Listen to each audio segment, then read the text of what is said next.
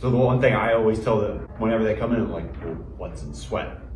They're like, what do you mean? I'm like, what's in sweat? What are you sweating out? They're like, salt. I'm like, so what do you have to put back into your body? You're losing that vitamin, that source of that salt, and you're losing that, and you're not putting it back in. You're just replacing it with water, and you're just saturating it even more, so then you're basically losing even more out of that when you're urinating and things like that. If you just add a little bit of salt, you add these extra things, you're not gonna have those problems. And then they look at you like you have 3 heads on your, instead of 1, and you're like, wait a minute, I didn't know that. It's like, in a sense, it's almost too simple for some people to understand. It's like, wait, I sweat out salt, I have to replace it with salt. But then, of course, they're like, well, you mean table salt? And you're like, no, not table salt.